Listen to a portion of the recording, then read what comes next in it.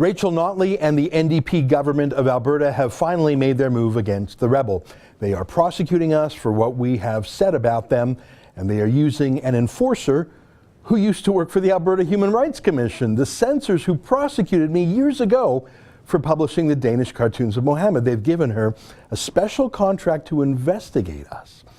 Notley wants to shut down the rebel before the election, which must be called in the next few months. Notley knows we have been their most effective critics, and the NDP will do anything to silence us. So they made a preemptive attack. 4 days ago, the government of Alberta put us on trial, but they didn't tell us. They convicted us in our absence. And even then, they still didn't tell us, but this hired gun of theirs, Melanie Malchuk is her name, started contacting our vendors, businesses we deal with, and started interfering in our contracts with those businesses and threatening to come after them if they didn't comply. We didn't even learn about this from the government. We had to hear it from Alberta businesses who were being threatened. We still actually don't know the details of any complaints against us. We weren't there when we were convicted. We weren't invited. It has all been done in secret, just like the Human Rights Commission's attacks. Here's some background. The day after we convicted, the day after Notley's hired gun started going after our business partners, we finally received an email from the government of Alberta telling us we had been convicted in absentia of being a political campaign organization, not journalists, and that they proposed to fine us $5,500 because of our criticisms of Rachel Notley that they say are illegal. They say they're not journalistic views, they claim, but rather they're political campaign views, and they have to be treated as campaign spending. At least I think that's what they've done. They still won't even show us the complaint or tell us who wrote it.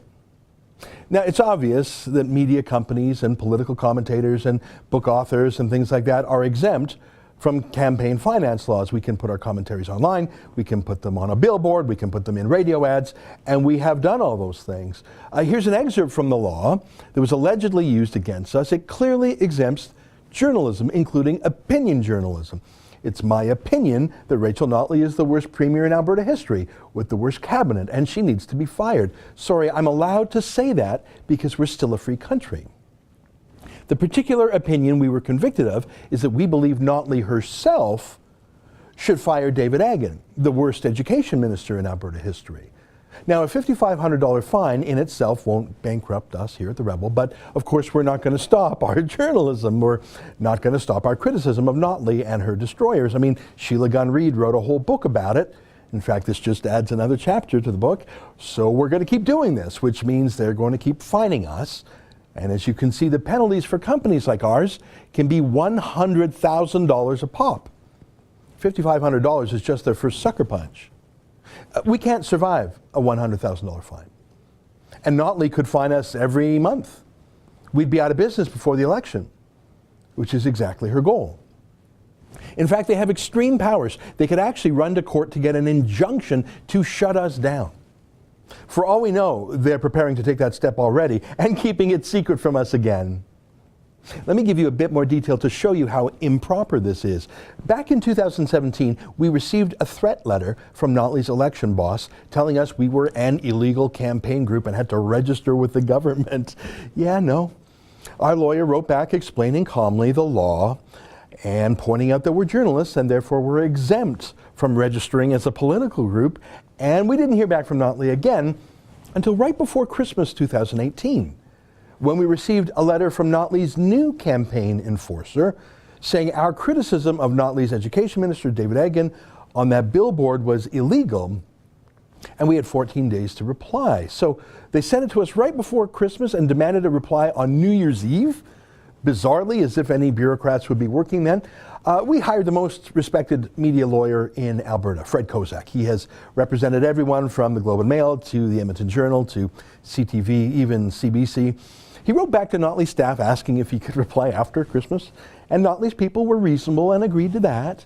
And then in the new year, Kozak politely asked for more information about the complaint against us. What exactly did they claim we were doing wrong? And Notley's people wrote back saying no problem, they'd get back to us on January 15th. Okay, sounds reasonable. So we didn't make a fuss about any of this publicly because we knew we were fine. But Notley's staff lied. They lied to our lawyer. They never did get back to our lawyer on the 15th with any details or a copy of the complaint. In fact, instead, they convicted us and sentenced us on the 14th. We're still waiting for details of the complaint. They haven't given us one. They went ahead with a secret trial without us. Now that's illegal. The law says we have the right to reply to any accusations, obviously. This is in Venezuela. Rachel Notley, once again, is abusing the law, just like when she illegally sent an armed sheriff to kick our reporter, Sheila Gunn Reid, out of the legislature, just like when she had the Department of Justice send us a threat letter banning us, or anyone, quote, connected to us, from all Alberta government property. Again, Hugo Chavez move, completely illegal. The whole country mocked her that time. Even Toronto's newspapers mocked her for that. I think that stung her badly. But here she goes again. Abusive process. Third time, just to shut down her critics.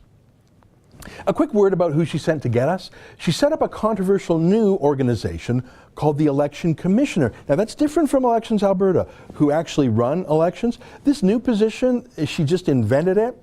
And weirdly, she handpicked an extreme partisan activist to be her election commissioner. His name is Lorne Gibson, and he hates conservatives, at least he sues them.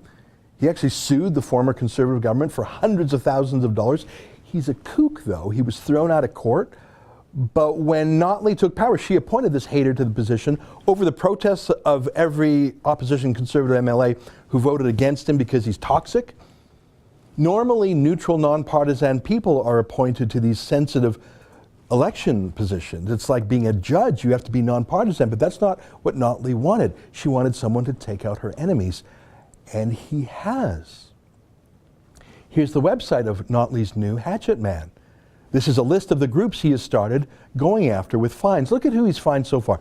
The Canadian Taxpayers Federation, a conservative group called Alberta Can't Wait, a pro-life group, and now the Rebel. Do you see a pattern here? No left-wing groups, no environmental groups, no union groups, none of the NDP front groups like Press Progress, just grassroots conservatives.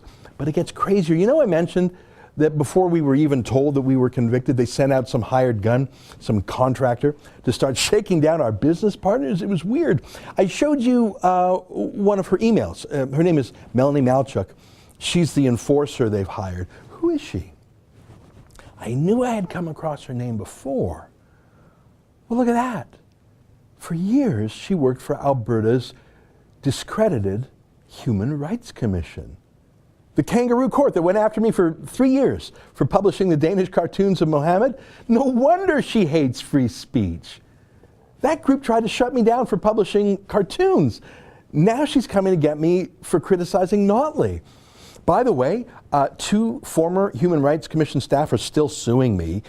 Here's an access to information document from the Human Rights Commission showing that Malchuk was personally part of the team that was getting their press clippings, keeping up on the lawsuits to get me by former Human Rights Commission staff. These folks are obsessed with silencing me and my team. Now, this has all happened in the past few days. Let me be clear. Rachel Notley is coming to kill the Rebel in the run-up to her re-election. I'll publish all of these key documents on the website I'll tell you about in a moment. You can see for yourself. Now, it will not surprise you to hear that we are not going to pay this $5,500 fine because it was a kangaroo court run by out-of-control partisans who didn't even follow their own law. They didn't show us the complaint. They didn't let us reply. They're illegally prosecuting journalists. They lied to our lawyer. So today, our lawyer served notice on Notley's bullies that we intend to take them to a real court, not their kangaroo court, where they lied to us about the procedure, violated their own laws, and had a secret trial. No, we're appealing to a real court. Let me quote from our letter. We intend to file an appeal to the Court of Queen's Bench of both Rebel Media's conviction and the $5,500 penalty, unquote. Not going to pay the $5,500, but we're obviously going to pay a lot more to fight. I have no doubt that this battle will cost tens of thousands of dollars in legal fees, perhaps even $100,000. And I have no doubt that Notley's thugs will come after us with more and more fines. The next one will surely be tens of thousands of dollars. I showed you the law. They could hit us with a $100,000 fine every month, every week. So either we live free or we die. That's what's going to happen, one of those two things. Either we win this fight or we're out of business. We can't pay a $100,000 fine. Remember the Sun News Network? It was shut down right before the 2015 federal election. And I have no doubt that silencing that important voice helped give Justin Trudeau his majority government. Now Notley is coming to silence the rebel right before her election and right before Trudeau's 2019 re-election too. If you stand with the rebel, or even if you don't much like the rebel or don't much like me but are shocked by Notley's tactics, and the idea that the government could shut down a media company, well, now's the time to help, because this is a life or death moment for us. I promise to fight this all the way to the Supreme Court if necessary. We will never give up our freedom of speech and your right to hear the news you choose, not the news that the government chooses for you. We will not pay this illegal fine, but we will pay a much higher price because of that, including to our top-notch lawyers. If you care about the rebel, or if you ever want us to live to fight another day, fight another battle, this is the time, my friends. Please go to standwiththerebel.com. If you give us the tools, we'll do the job, but we need your help. If not, it has been a great pleasure and a great honor operating with a great team of people fighting important fights for 4 years. Next month will be our 4th anniversary. But if we don't win this fight, I am not sure that we will survive that long. I hope we do, and I will fight like hell to make sure we do. But I need your help. Rachel Notley is coming to kill us. If you want us to live, go to standwiththerebel.com. If you hope we continue on, we need your help. We need the help. We can't afford to fight on our own. You can see all the documents I've referred to in this email at standwiththerebel.com. You can read them for yourself and come up with your own conclusions. And if you can help us with a donation for our legal defense fund, whether it's $5 or $500, now is the time to do it. Because now is the time that Rachel Notley and her Human Rights Commission contract killers and her partisan election commissioner are coming to shut us down. Please go to standwiththerebel.com and help us fight this battle for our own survival and for freedom of speech and freedom of the press for everyone. Thank you. Rachel Notley wants to shut us down. If you want us to live, this is the time to help. Please go to standwiththerebel.com and contribute to our legal defense fund.